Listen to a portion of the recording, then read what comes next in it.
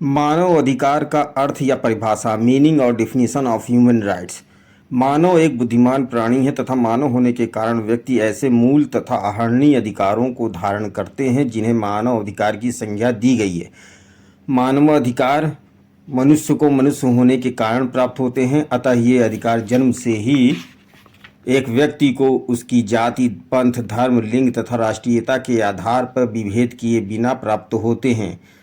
अतः मनुष्य किसी भी जाति का हो, किसी भी धर्म का अनुयायी हो, पुरुष हो या स्त्री हो तथा किसी भी देश का नागरिक हो, उसे मानवाधिकार प्राप्त होंगे, क्योंकि मानवाधिकार व्यक्ति की गरिमा, उसकी स्वतंत्रता तथा शारीरिक, नैतिक, सामाजिक तथा भौतिक विकास के लिए अपरिहार्य तथा आवश्यक होते हैं।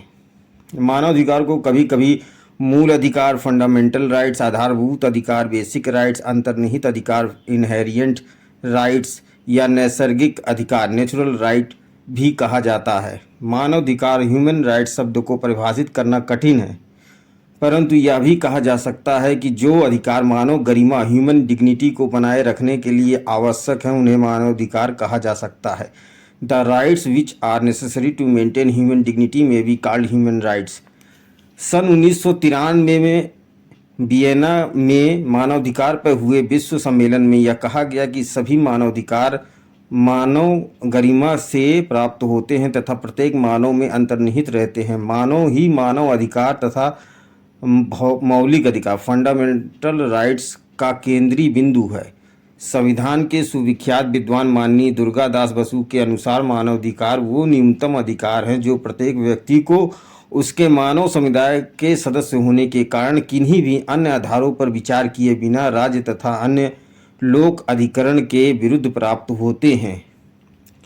Human rights are those minimum rights which every individual must have against the state और other public authority by virtue of his being a member of human family irrespective of any other considerations. इस प्रकार मानवाधिकार को एक निश्चित परिसीमा में सीमित नहीं किया जा सकता है।